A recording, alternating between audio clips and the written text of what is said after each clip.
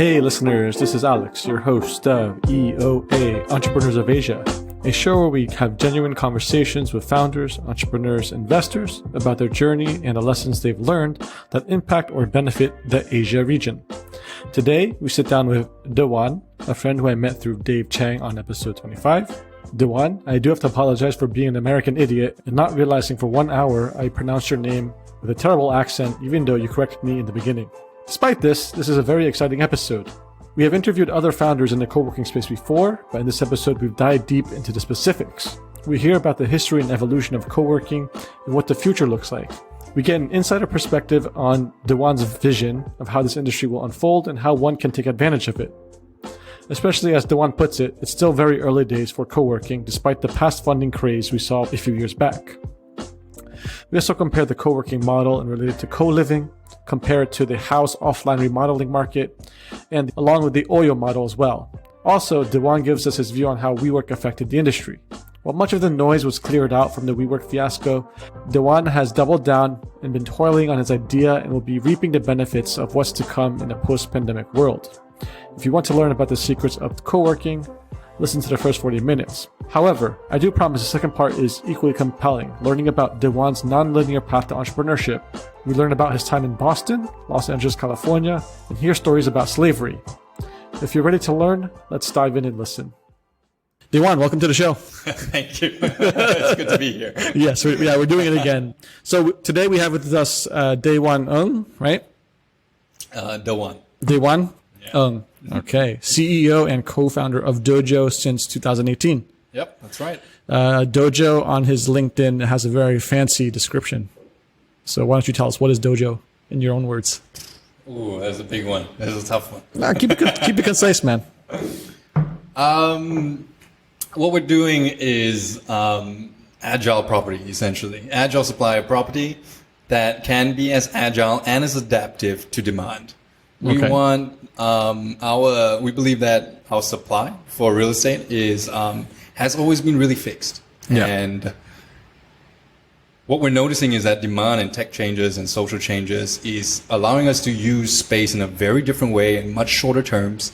And so we need our spaces to be a lot more adaptive in keeping up with demand. Okay.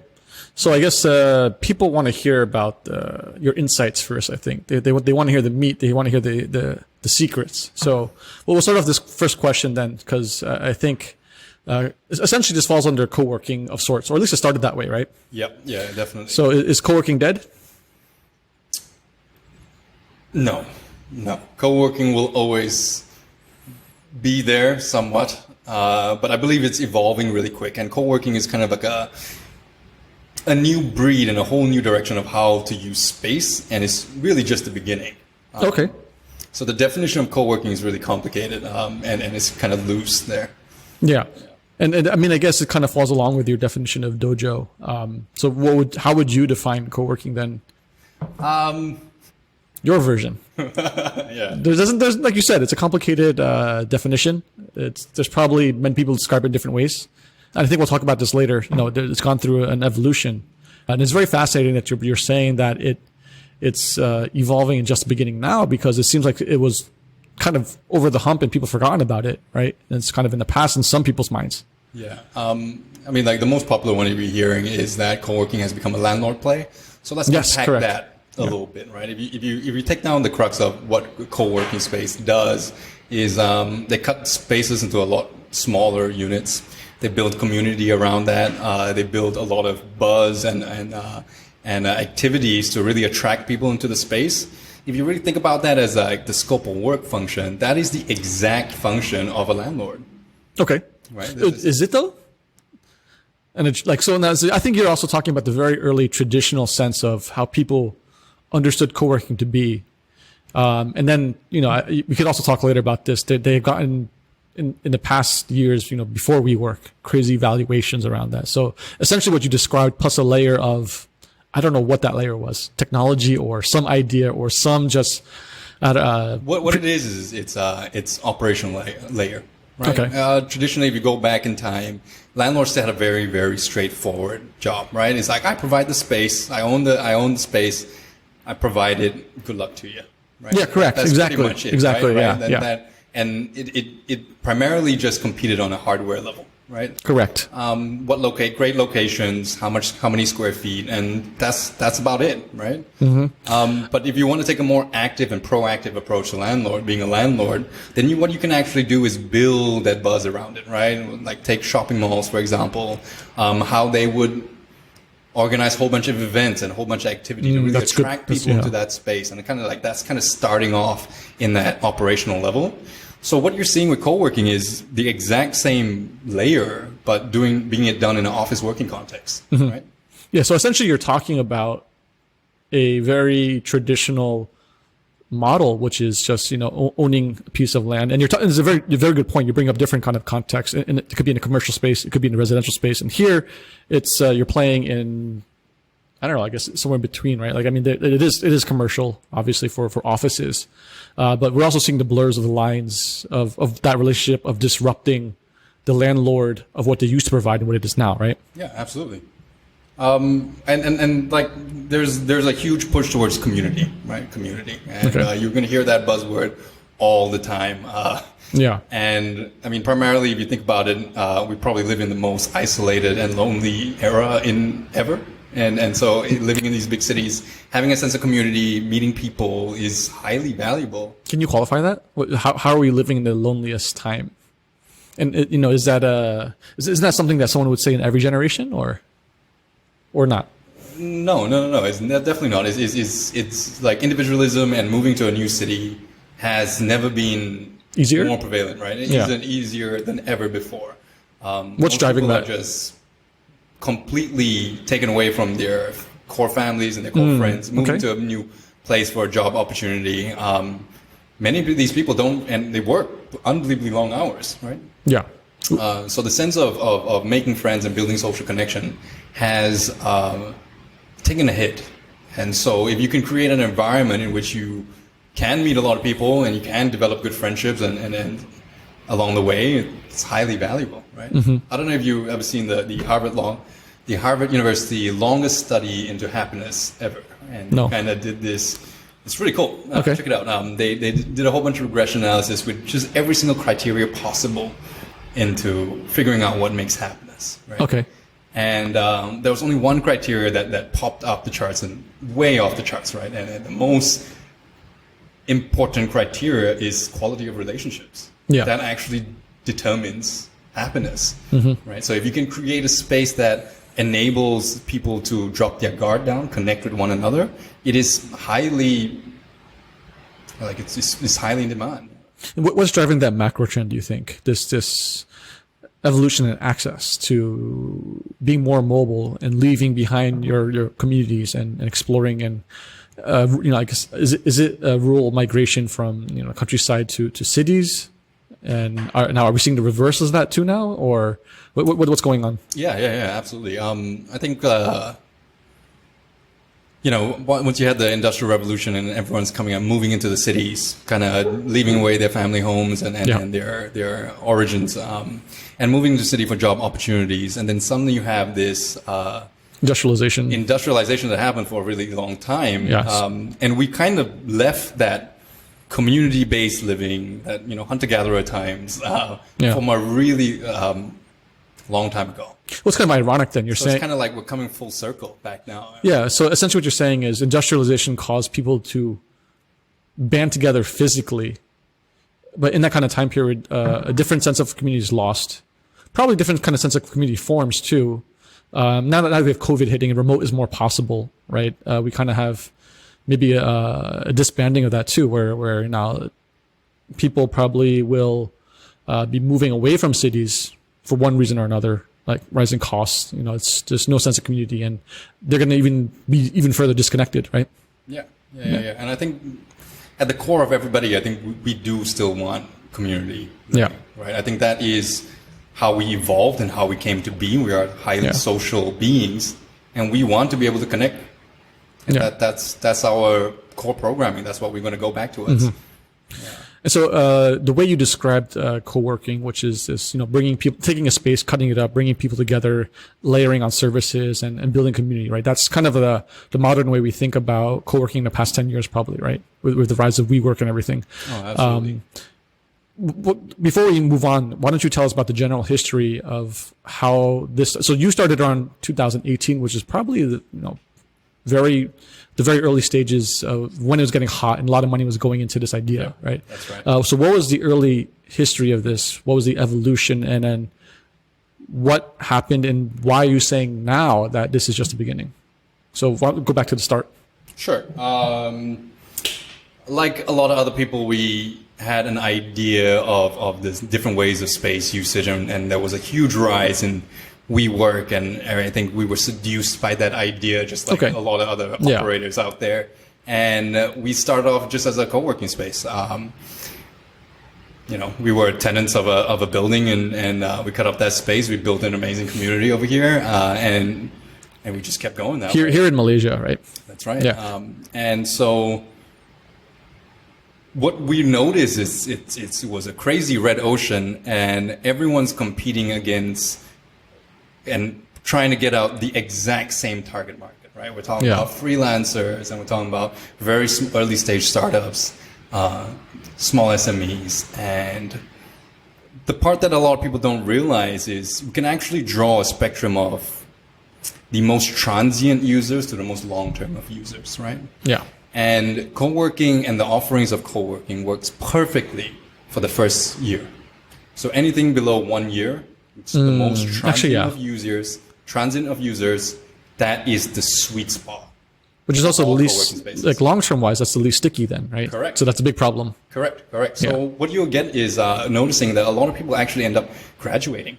Yeah, that's a good way of putting it, right? Pretty much graduating. If the business survives, yeah. That's right. So early stage startups and their most risky parts, doesn't make sense to pay for office space, doesn't make sense to pay for renovations. So what do? They have a plug-and-play solution. Their requirements are very straightforward. If you look at all co-working spaces, every single room is pretty much identical. Yeah. Right? Sizes may vary a little bit, but just open workstations, essentially. Mm-hmm. And you either have that in a private suite or in a purely open work area, right? Accessible to public. So this brings me to a very interesting part about space usage in general. Right? Yeah. If you look at all supply, we go back hundreds of years, thousands of years. Everything with real estate has always been for long-term usage. Yeah, I guess so. That's been a very straightforward thing. If you're going to buy a piece of property, if you're going to rent a piece of property, it's pretty much a lifetime deal, right? There's no examples historically of short-term spaces? That only came slowly with pubs and hotels. Right? Interesting. Okay, I see what you mean. So it only came when people started to congregate and then it started to happen. Yeah, I see what you mean. Okay.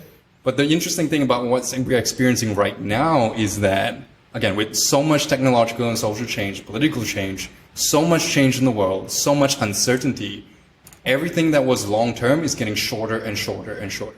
So what was 30 years before has become 10 years now. What is 10 years before is becoming 5 years now. Mm-hmm. 5 years before becoming 3 years, and so on and so forth, right? Mm-hmm.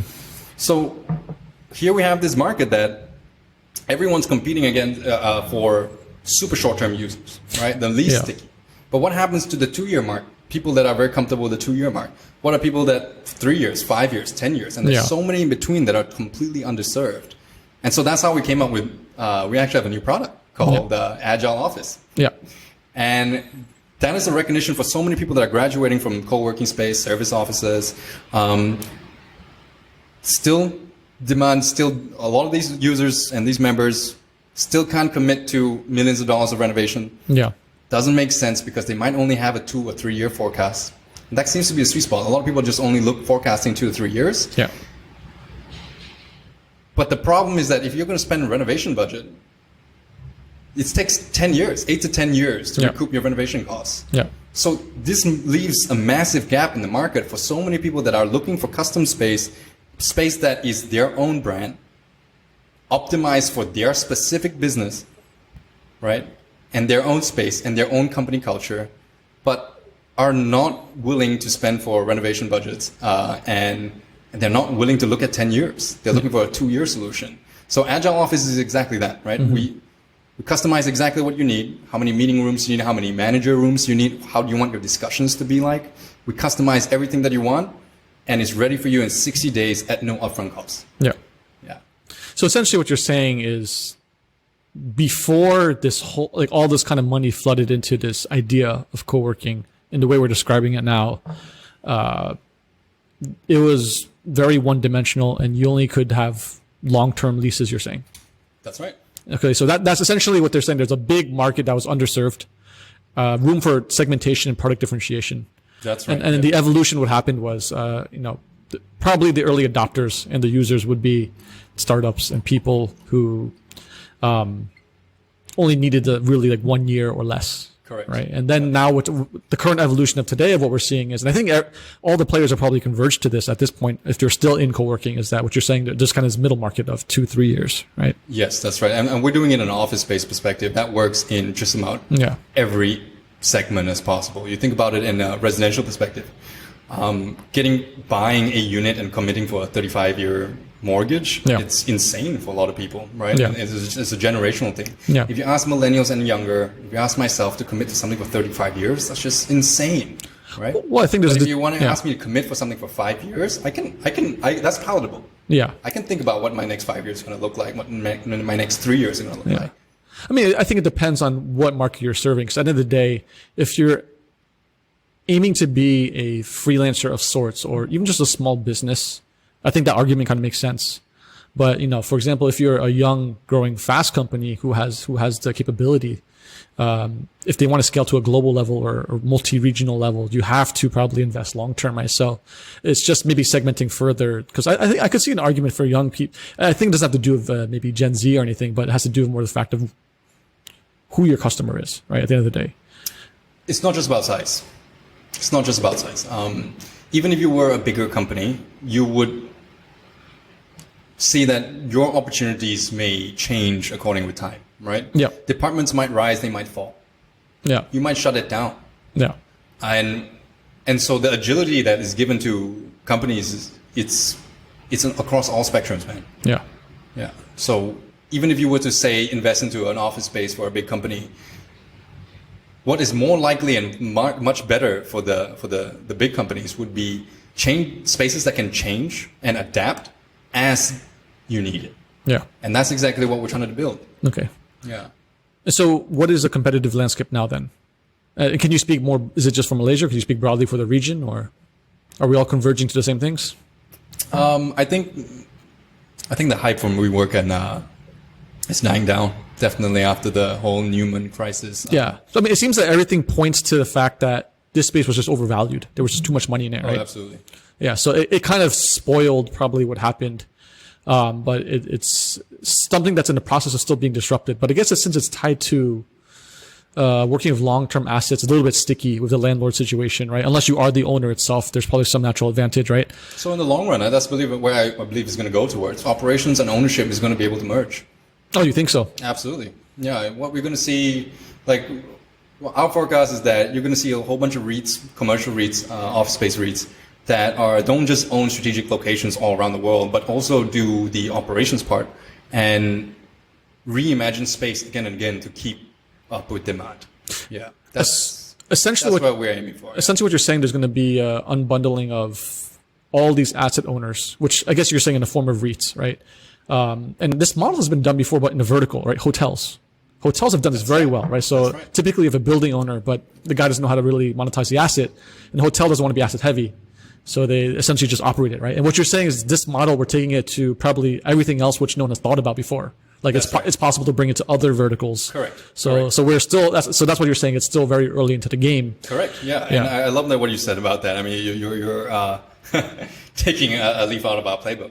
Yeah. Yeah. So we believe that the hotels have figured out this long time ago unbelievably well. Yeah. And they've done it with short-term stays, right? Mm-hmm. So what happens to an office space context? So if we think about office space users as much shorter terms, how is property going to be built and designed, and how is it going to serve much shorter term users, 1 year, 5 years? And you're going to see many different players in the market emerge, serving many different segments of the market.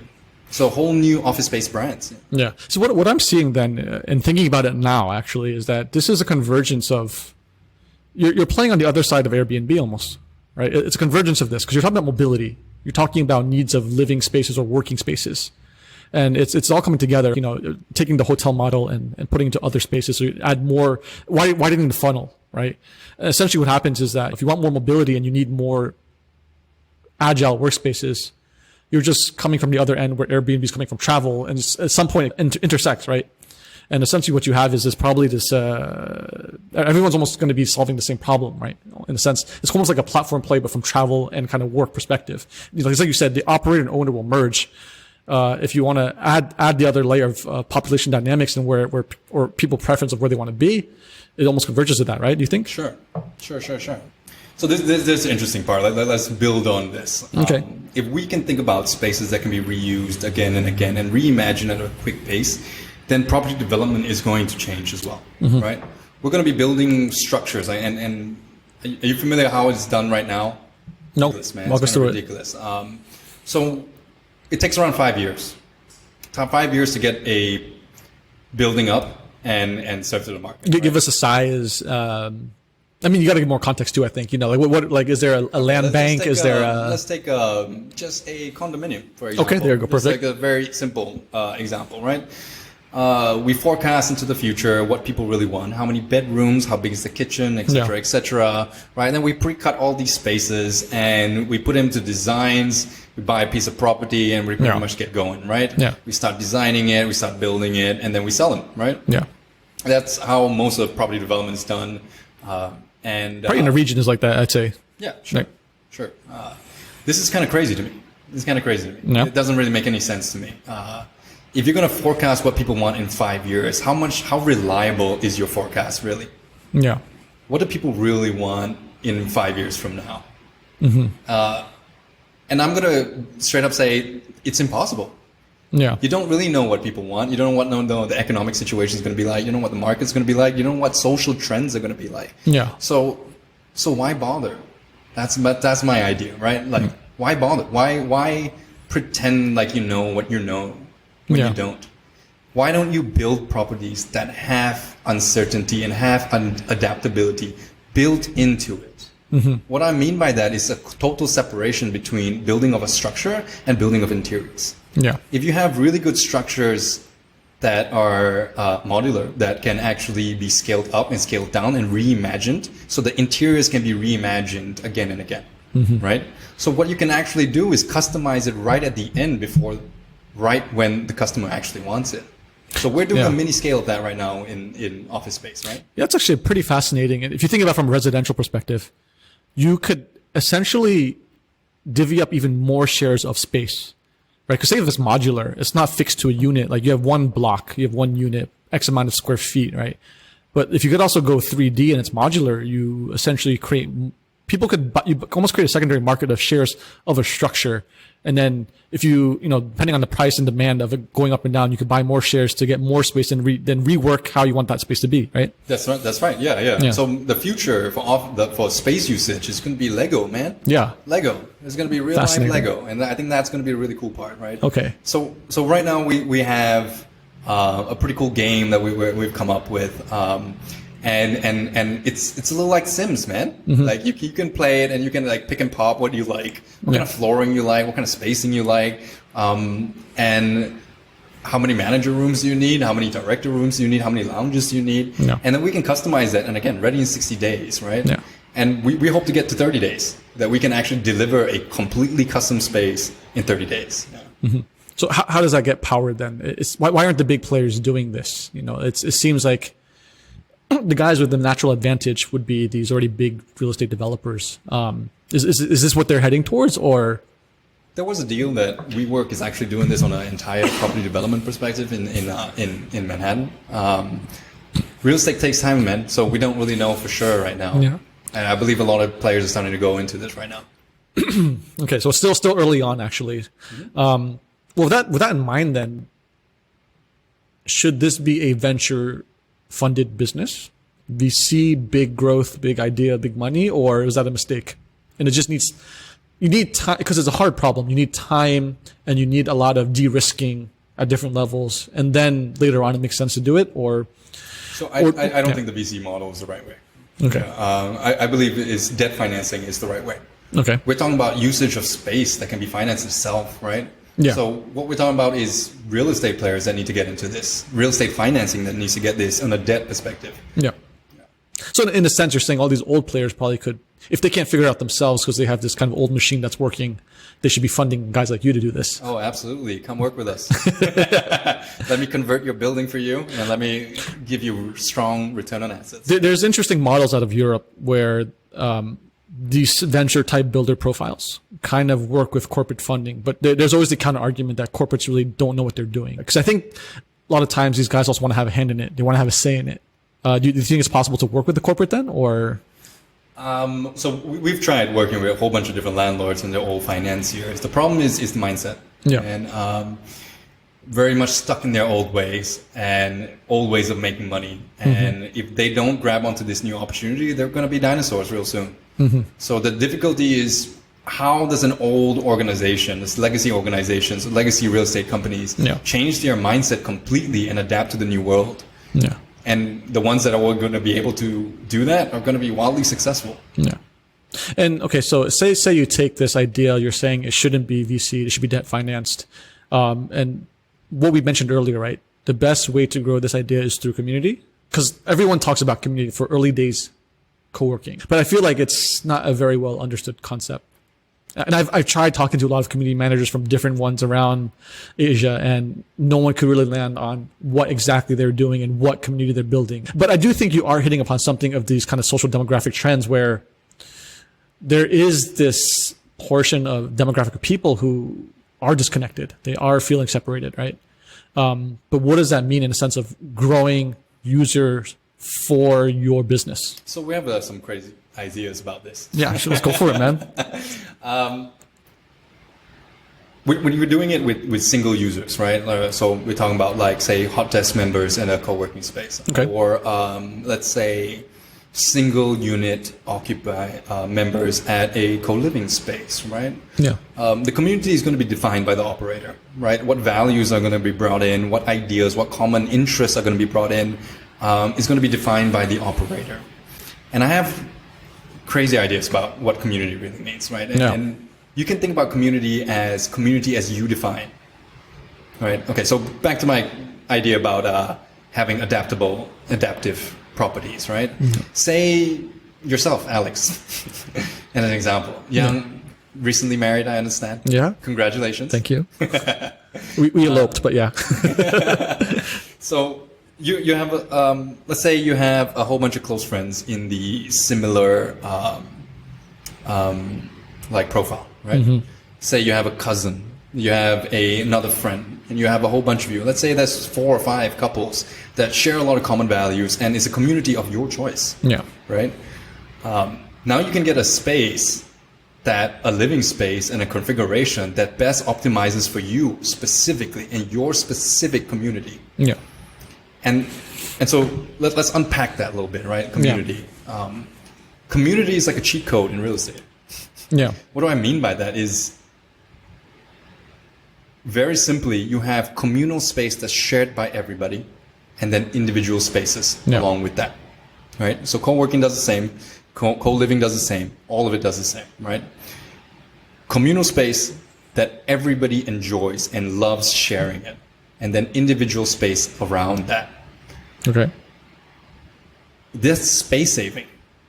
That's space saving. If everyone's going to build their own living rooms, everyone's going to build their own kitchens, if you can congregate all that and share all that, space savings, that leads to space savings, cost savings. And the crazy part about that is the experience actually improves. Yeah.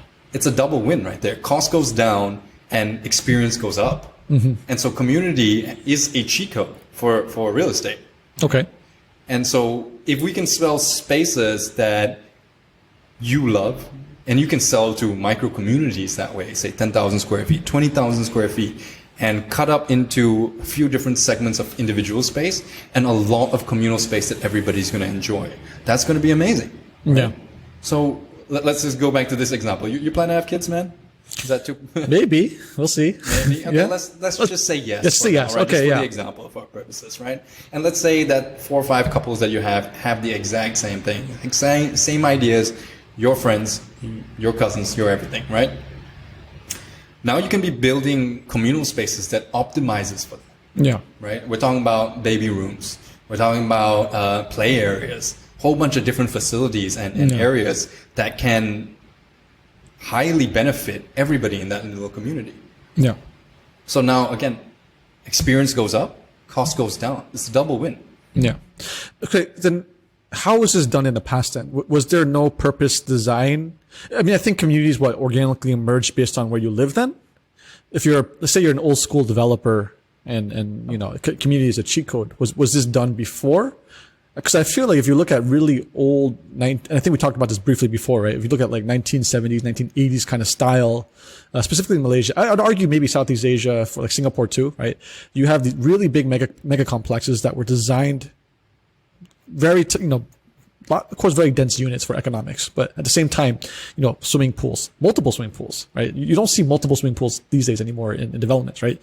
You had tennis courts, you had squash courts, you had playgrounds, right? All in this like giant mega complex. I think with the idea of community, right? That's right. So from a cost and space perspective, they nailed it, right? So the part that really is lacking in a lot of real estate is the operations component. Yeah. Right. Again, with community, co-living, co-working, they've done that part really well, which is the operations component. You can't just have a space. Having a swimming pool, having these mini theaters, whatever it is these communal spaces are, they're not very valuable until you have a very strong operations. Right. What I mean by that is you look at co-living and co-working, what we've done so well is they've organized so many different community activities, right? They really gather that community together. And once that you have that layer, that empowers the entire model. Yeah. Well, I get that's more of the modern sense of co-working, maybe like in the 2000s, right? But like in the 70s, I think, I guess what would happen, my hypothesis would be that the cost didn't make sense. So they had to make a giant mega complexes. What you're saying is that now the future should be probably taking this onto a micro level and making it even more flexible, right? What drives the cost lower then? Because if they couldn't do it in the 70s, what makes it more accessible now? So we're doing, again, micro level, right? Yeah, micro level. We're not just talking about doing that on like an entire complex level. We're talking about doing that on a very personal level. Right? It doesn't sound very scalable then, right? It is scalable. It is modular. Okay, so you're gonna have to solve the piece where. So I guess what's missing in the past is that the economics makes sense when you build one giant block, right? You get the return on your money, but here you're saying, you have to innovate a way to make these structures you want to build more modular. Yeah, more modular and doing that on a individual level. Right? Okay. So meaning your individual units can now have micro communities in there too.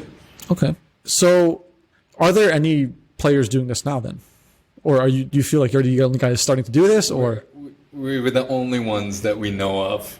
Okay. We've been looking around the world trying to see if anyone does this. We haven't seen any yet. Okay. Also a lot of these ideas probably will start encroaching on other spaces. So like earlier I sent you like Houzz from US, right? Houzz, Houzz. Yeah. Right. So they've taken the whole offline remodeling industry in America, right? It's like 2.7 million professionals on it. They've raised like $400 million. They were supposed to IPO this year, but I think it's COVID. So they're looking at a SPAC, but, so that's like something that eventually, you have a lot of old spaces too, right? And it seems like what you're doing might converge to that, like, or do you see that something like Houzz won't work in Southeast Asia? The question is all about tenure, right? Okay. How long of a term are we really talking about? Right? Yeah. If we look at the spectrum of transient users, right? Everything, let's say, from a daily usage all the way up to, say, 10 years. Okay, right? Super long term, right? Homeowners and this kind of stuff. Yeah, that would be the extreme example, right? 35-year mortgage, right? As we go towards longer and longer usage, the onus for renovations, maintenance, upkeep goes to demand side. Yeah. Right? On a user level, right? And everything on a shorter basis becomes on a supply side. My hypothesis on this is we're moving towards supply side. Okay. Because everyone's looking at a much shorter term. A huge part of the market is looking towards shorter and shorter terms. It no longer makes sense for demand side to be investing into all this capex. Well, also depends on government initiative, and I guess a good heuristic to look at is like, percentage of home ownership, which would probably be very different in the US. Like probably most of the boomer generation in the US, they're all homeowners, right? Yeah. And you can transition the kind of that wealth transfer to the younger generation who's going to take those houses and then can remodel it, right? Yeah, that's which maybe be different for Asia. Do you have stats on home ownership here? And off the top of my head, no. Yeah, but I guess what you're saying is like it's a different trend, different shift. You're saying, and I think that's kind of true because most of these countries in Southeast Asia are stuck in the middle income trap where they haven't been able to become a modern economy of sorts, right? And because of that, the young generation, if you have, very low salaries, you can't really buy a home in a very desirable location. So maybe that might be an economic trend that probably supports your thesis, I guess. Yeah. Yeah. So if you're talking about home ownership and purchasing of property, right? I think the demand in Asia is still really strong. Yeah. Right? If you look at property prices to purchase as compared to rental yield, right? These don't make sense, right? Yeah. These don't make sense across the board. Well, it's because there's a big gap of people who own all the wealth and the people who don't, right? So I think what happens is all these wealthy people buy the spaces and they sit on it. So it becomes very inaccessible. So yes, that's right. So it's the main value proposition for a lot of these purchases is store value. Yeah. Right.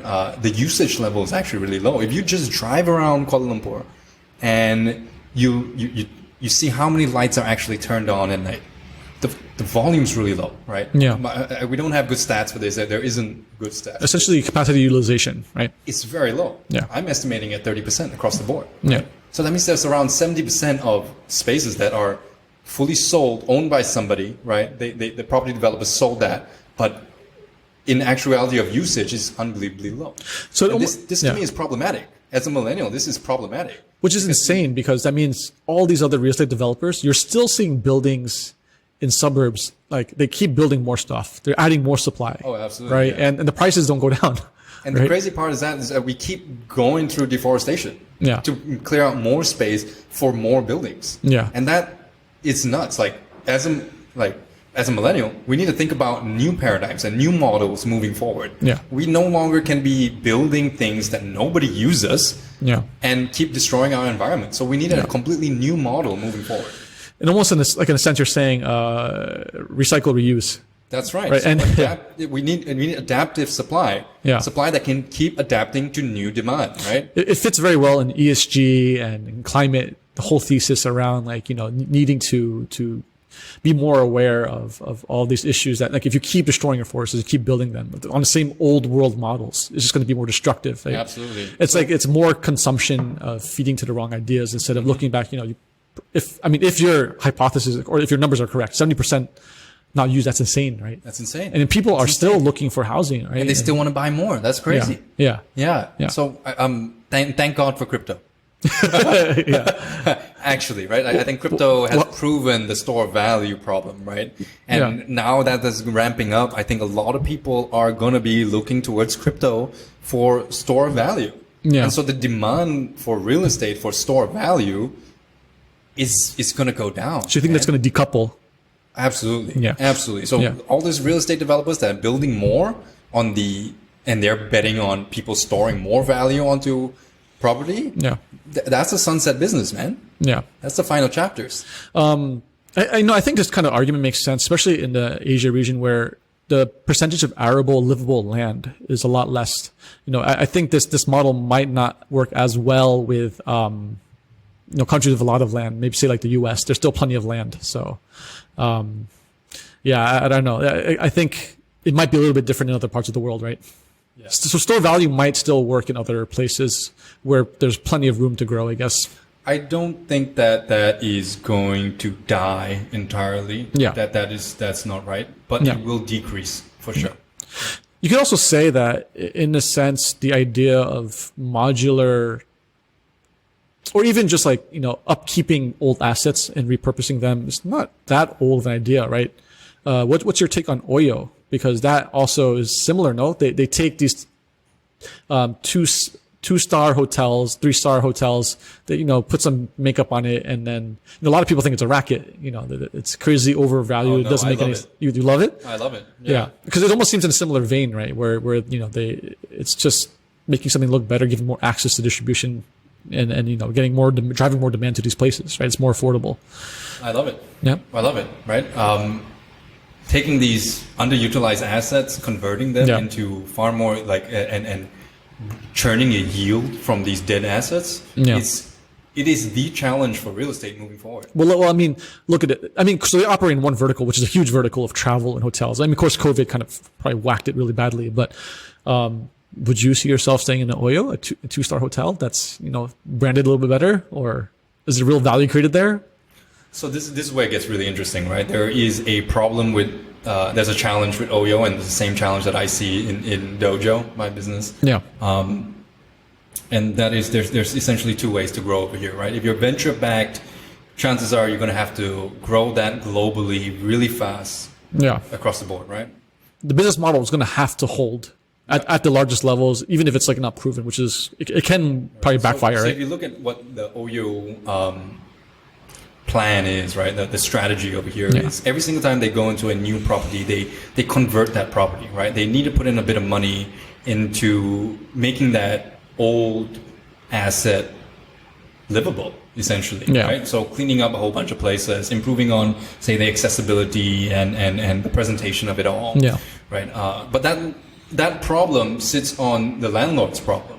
So there's essentially 2 ways to grow over here, right? Yeah. One, you can start a REIT and buy a lot of these properties and then do a lot more meaningful conversions. So spending more money into converting that and improving that asset significantly.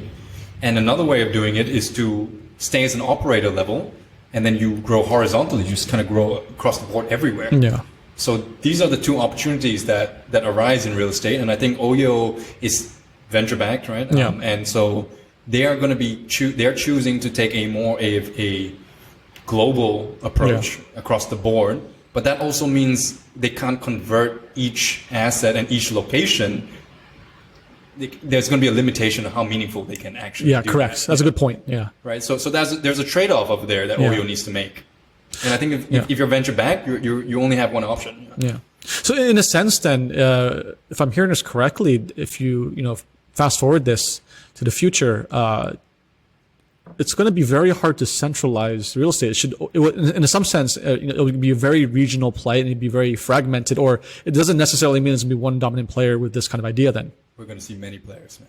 Yeah. I mean, I think it leads to the nature of how the business works. You could build these, it depends on who holds the assets. Unless someone has so much firepower, they can buy all the real estate in the city, right? Which is very, very hard, so.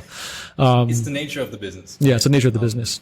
A lot of co-working spaces and they have this idea that they are a tech company, right? Yeah. And they apply same tech principles of one winner takes all. Yeah. That is, like you said, really difficult with real estate. Yeah. There's always more space. You can't buy every single building in every single city. Yeah. Right? That's trillions of dollars. Right? Well, the best way you could do it, and again, going back to hotels, right, is being branded.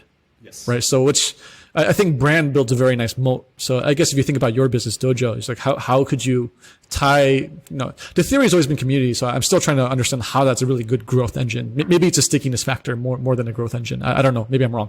For Airbnb, it was a growth engine, at least for early days on the supply side, right? So they would, the way they would grow suppliers is get them together, make a community. Oh, you were all in this together. But it feels almost a little bit decoupled now today. Like you kind of don't need that, right? It's just well-known brand. Yeah. So I think the branding is going to be about common values. Like the community is going to be about common values and common interests. Yeah. Very straightforward. So at Dojo, we're thinking about what are our values. Yeah. What are the facilities that we want to build on a communal level, right? And if you're really clear about the common interests that you're trying to grow and the common values that you're trying to grow, that is the brand. Yeah. That is the brand. True. I kind of like what you're saying because it almost feels like no one's looking at the space, and that's kind of the best time to start building and operating and testing. It's when Ooh, in the shadows, right? Yeah, it's more like you're working on a secret and you're trying to figure it out. So, but in that kind of context, what's your take on what happened with WeWork? How that turned out? Is WeWork going to fade into irreverence? Will it become a normalized business model like any other office kind of space business, or will it find its footing again in the context that we're kind of your thesis on how the future looks like? I think it's an open suggestion right now. We don't know where they're going to go with this right now. Yeah. All we know is that their current model of rinse and repeat the exact same thing across the globe is not working. Yeah. Right. So localization is going to be key, and how are they going to be able to figure out all the integrations into many different stakeholders? Yeah. How are they going to work with real estate developers? How are they going to work with real estate financiers? It's yet to be known, man. Mm-hmm. One thing's for sure, doing it on a global play makes it very difficult. Yeah, for sure. What's the clearest insight that you have in this space? What do people really don't understand that they should understand, or that they get wrong? I think everyone thinks that there's only one formula to co-working. Yeah. And that is the early stage startups and the freelancers. Yeah. Right? I think that's the biggest problem. I don't think people are realizing how many different segments of the market need adaptive, agile space. That is the key problem. So we need to broaden our horizons and think about many groups and many segments that will benefit from this. Yeah. Okay, cool. All right, let's shift gears then. Hopefully we've earned the trust of the audience to want to learn about you more now from your insights. So I saw you went to Boston University. How was that? Oh man, it's beautiful, man. Boston is a beautiful city. Yeah. It's cold though, man. I guess coming from Malaysia to Boston, right? Yeah. You were there for what, 2 years? I did my 4 years. Oh, you did 4 years there. Okay. Yeah, I did my whole undergraduate at BU. Yeah, Western School of Business. Yeah, Boston University, right? That's right. What's the best thing about Boston then? Rowing on the Charles River. Rowing? Oh, so you actually did crew? That not competitively, yeah. Socially. Yeah. Okay. It is a beautiful day spent. It's pretty intimidating. You'll see all the MIT and Harvard guys, hardcore, right? They're like ripping through the water early in the morning. Yeah. And if you don't stay to the sides, they're gonna ask you to get out of the way. Yeah. They're gonna make sure that you capsize or something. Big guy is gonna tell you, get out of the way, man. Yeah. I remember when I visited Dollar Oysters, man. That was really good. Oh, yes. We have great oysters there. And the lobster is great too. Yeah. Tell us about your name, Dewan. What in Malay that means like halls or something? Oh, right? yeah. How did you get your name? This is a product of banana parents trying to give their child a strong Chinese name. Okay. All right. So they came up with the characters first. Oh, interesting. Okay. Yeah, the Chinese characters first. So in Mandarin it's Dewan. Okay, Dewan. Which means to prosper with morals. To prosper. Okay, it's a good name. That's a lot to live up to, man. Yeah, you got to uphold it, right? Yeah. And then they translated that directly from Mandarin into English. So Dewan. Dewan. Okay, that works out. And you worked actually as a leasing executive before university? That's right. So you were in high school doing real estate work very early on then? No. So what happened was I was crazy about basketball, only thought about basketball schools, and only wanted to play basketball. Yeah. And then I broke my knee. Oh. Right in senior year. So I didn't apply to any of the... so what my mom ended up telling me was, hey, you actually have pretty good grades. You can actually get to like a real school. You didn't know. You're just hardworking. I didn't care about that. All I cared about was playing basketball. Yeah. Did you try it in school, or are you just good at school? Try at school? Did you try to be like a good academic student, or were you just naturally gifted? I didn't try that hard, man. I was one of those students that crammed like crazy. Okay. But managed to pull off good grades. Okay. Yeah. And so at the time, I decided to take a year off and take a job and to reapply to universities. Oh, so you took a gap year. Correct. Okay, yeah. interesting. So a gap year turned out to be 3 years. Oh, wow. Okay. That's when you were doing the leasing work. So this is when you got deep into real estate. That's right. Okay. Yeah. There was actually 2 parts that I was working on. Firstly, we launched an event space called KL Live. Okay. So we did a whole bunch of events, the biggest DJ parties, the biggest rock parties, all that kind of stuff. And then we ended up doing the redevelopment of the entire property. So that was my first taste of real estate. Yeah. But it seems that you kind of got sidetracked because after that, after university, you did a little bit of work in audit. Yeah. Right? You went to E&Y? Oh, you did an internship? Yeah. Why did you do that? I wanted to spread. I wanted to see other industries. I wanted to see what I was interested in. Okay, so that obviously not your thing. Absolutely hated it. Yeah, I'm not built for it. Yeah. And you were seduced to F&B entrepreneurship. Yeah. Yeah. So you were the CEO of Amaze Bowls. What was that? So my brother launched a food truck, which became a full-on acai bowl and smoothie business in LA. Based in California. That's right. So when I was in Boston, I didn't care about coming back to KL. Yeah. And I would fly to LA every single opportunity I got. In fact, I barely went to any class. I was trying to grow this business with my brother the whole time. Amazing experience. Yeah. Learned a lot about starting things from the ground up. Yeah. Really on a street level, right? Yeah. You actually, this was a food truck, right? Or oh yeah. Yes. Yeah. So we ended up growing a food truck. Then we had a whole bunch of stands all around LA, and then eventually a central kitchen, et cetera, et cetera. Yeah. And is it still operating today, or? It is. Wow. Okay. Yeah. And so you were able to help scale it with your brother and a successful, basically, food business in LA. Yeah, that's right. So then why did you come back then? Visa issues, man. I couldn't stay. Visa issues. Yeah. So you graduated, probably you were working for a year about, right? I didn't end up working at all after graduation. But just with your brother? Yes. Yeah. After working with my brother, Visa had a lot of visa problems staying over there. And so I decided, you know what? I'm going to pull the LeBron James, take my talents elsewhere. Where I'm appreciated. Yeah. So I decided to come back home, and I had a strong feeling that all roads pointed back to Asia. Right? Why is that? I felt like Asia was going to be the place for innovation and growth, right? Yeah, honestly, Malaysia specifically. Asia in general. Right? And so Malaysia, it's part of Asia. Let's go back to Malaysia for a while and figure it out from there. It kind of worked out, right? I think that Asia, if you compare like the lives of people in the developed countries, they set patterns. If you're kind of like born into a certain class, you kind of fit that pattern and you kind of just, expected to work a certain way, run the rat race, climb the ladder, right? But here, I don't know, I feel like, it's still very exciting in Asia. A lot of innovation does happen, right? Especially in Malaysia. I'd say Malaysia has one of the most innovative entrepreneurs, man. Yeah. And I come from a long line of entrepreneurs. Yeah. Nice. And when you did come back, though, you probably were trying to figure out what you wanted to do. That's right. Yeah. And then you landed in Lazada for a short while. That's right. This is back in 2015. So this was actually pre-Alibaba.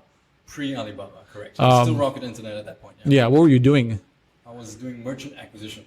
Okay. Essentially a sales job. Yeah, running the machine. Yeah. They were still growing. The machine.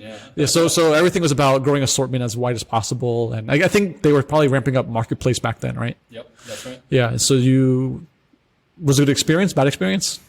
It was great to see a whole new industry. To see e-commerce and to understand the ins and outs, and curious guy. So I'd be the guy that'd be talking to every single department and talking to every single executive, trying to understand and piece it together. Yeah. But ultimately, I didn't think that. I felt that I had to go out on my own. I felt like I needed to become the leader that I would follow. What kind of fits the pattern, right? You very unusually long gap year, right? Did entrepreneurship with your brother, a lot of freedom and sense of ownership, building your own food business, right? So it kind of makes sense that if you're put into a machine, it's very hard to feel comfortable in there. Oh yeah, absolutely. I do best with figuring out very abstract concepts and trying to put it together. Yeah. And having a very specific role in an organization and just being that small part of the machine didn't resonate with me. What was the culture like back then? Where? Lazada. In Lazada? It was like grow at all costs, man. Yeah, hardcore, cutthroat. Yeah, grow at all costs. Doesn't matter how you do it, and just grow the assortment as fast and as possible. Yeah. And what was the worst aspect then for Lazada back then? Oh man, I think my team had a lot of problems. Yeah. Team dynamics. The team dynamics had a lot of problems. I think there was a lot of cultural differences between a lot of the Europeans that were running the show and not really understanding the local markets and the local merchants and their struggles. So there was a big mismatch between expectation of results and actual reality. What was the best part then, you thought? I think it's a pretty big organization, so you're going to meet a lot of people across many different departments. Yeah, and that's pretty cool, seeing a lot of things coming together.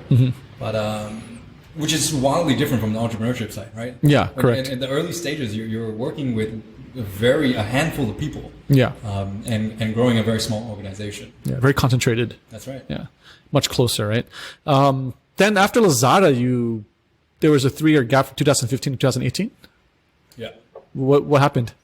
I was working on Dojo already at that point. Ah, okay. So it was in the works for quite a long time then. That's right, yeah. So we actually registered the company in 2017. We were putting all the pieces together during that time, raising funds, and understanding this opportunity. Yeah. And we were going out there trying to make things happen. The launch date got pushed back, many times, right? Yeah. And we eventually launched 2018. I think it points to the stickiness that we're talking about, why it's not so straightforward like a venture scale business. It's not like you throw money at it, then it just scales, right? There's a lot of probably pieces to figure out, to set up. Like, what was that experience like, setting up Dojo? Difficult. What was the hardest part? So you have all these wild ideas and you need a bit of funds to get going. Yeah. Without any track record, that was definitely a struggle. Yeah. That was probably one of the biggest struggles, right? I would say the other biggest struggles that, going back to what you're talking about, venture back, I feel like a lot of startups that come up in Asia, they're not really the 0 to 1 businesses. Yeah. Right? They're copying something, right? Correct. Yeah. The rocket internet formula, right? Yeah. We're talking about a globalization play. Yeah. This goes back to what Peter Thiel talks about in globalization, right? And so it's all about understanding what has already worked and already been done in an advanced market and bringing that up to less developed markets. And that to me is problematic with co-working because we haven't quite really figured out all these components. Yeah. Right? And Dojo, we're in the process of figuring it out, right? All the many different segments of the markets, many different product configurations that's going to work in many different segments of the market. Yeah. That takes a lot of experimentation. Yeah. And so scaling up before really even figuring all of that stuff out is a problem. Yeah. And I think it's a very good qualification because early stages and for many years, if you're at the heart of community of startups, which essentially co-working was for many years, and it's probably still is to a degree, you would see all the types of entrepreneurs that come through, the ones that burn out, the ones that stay, the ones who grow and graduate, right? So I think you have a pretty good feel of the nature of the transients and the people who actually make it work. So I guess for the last part of the personal part, I saw your Prestige article. What is Prestige for people who don't know? It's a magazine. A fancy magazine. It's a fancy magazine. And there's a common trend in my guests. There are some guests who are also Prestige, but they're of a certain pedigree. So what does that mean? Do you have also roots in family business here as well, or? We do. You do? I have. So this is some interesting story for you, some background. Yeah. For you. I tried to search. That, I couldn't find much though. I told. Yeah. So we're not that public about it. Yeah. Which makes sense. Yeah. There are two people that are great inspirations to me. Yeah. First would be my great-grandfather, and the second would be my grandfather. The OG entrepreneurs of Asia, right? The real people who built Asia. Oh yeah. So it starts off with my great-grandfather that came to Malaysia as a slave. Oh, he came as a slave. He came as a slave. That's right. Wow. From where? From Namwa, China. China. Okay. Which part of China is that? Fujian province. Fujian in the south. Okay. That's right. Yeah. Hokkien. So you're Hokkien family. I'm Hokkien. That's right. Yeah. Okay. So you came here as a slave, man, and that's crazy. They had slaves back then, huh? Oh yeah. That's not long ago, man. And you're talking like from China down. Yeah. Do you know the story or? So I mean, it wasn't documented that well. Okay. So I'm living through stories. All these stories. Yeah. The great uncles. Of course. Stuff like that, right? So yeah, he came here as a slave and very entrepreneurial guy, very innovative guy, and he was great with his hands. Yeah. So what he would do is build little things, man. Build little things, and he decided, I'm going to build houses now. Oh, that's crazy. Yeah, right. Yeah. And he made a deal with his owner, and he said, "Hey, I think I can make you a lot of money." He said, if I make you enough money, you're gonna grant me my freedom, right? Yeah. And that's exactly what he did. He built enough houses with his hands, sold enough of it, and he ended up buying his own freedom. Can you imagine that paradigm, that in order to be free, imagine motivation.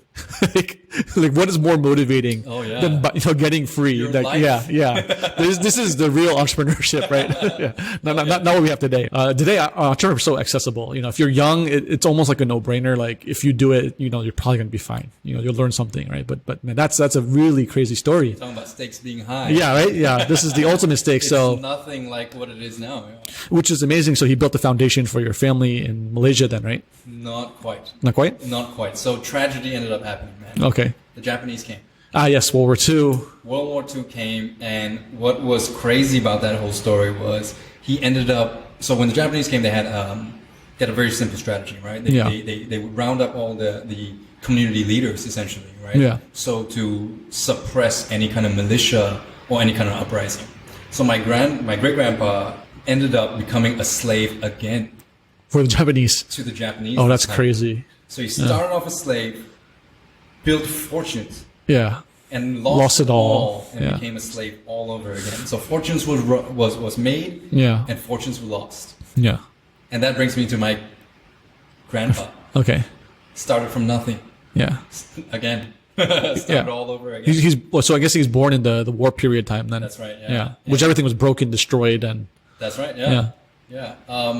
He ended up becoming a merchant and a trader. And he got into, he sold many different things. Eventually landed jukeboxes. Jukeboxes of all things. Yeah. And the story goes like this, right? That he was selling his jukeboxes, and he was really marketing and selling it to everybody. And he was sitting there one day, and he was looking at the jukebox, and he was thinking to himself, you know what, man? The value isn't in the jukebox. The value's in the music that's happening. What an insight, man. What an insight. He ended up starting Life Records, or in Mandarin, 立风唱片. Okay. And that became the recording label that signed Teresa Teng. Wow. Yeah. Okay. So all that classic hits from Teresa Teng, that was my grandpa, man. Wow. Yeah. Yeah. From nothing. Yeah. To that, right? So what a guy, right? Yeah. And I guess, is that business still going on, or? It had a lot of problems, obviously, with the recording label being disrupted tremendously by the internet. And all that. So it's running at a small scale right now. Yeah. I mean, our mutual friend Dave Chang, we had a pretty good discussion on IP and music, but I think the beautiful thing about content and IP, and if you own that, it's something that could be scaled up and reused and shot around the world. Of course, it's learning how to maybe in this new age of information, repurposing that and looking at that.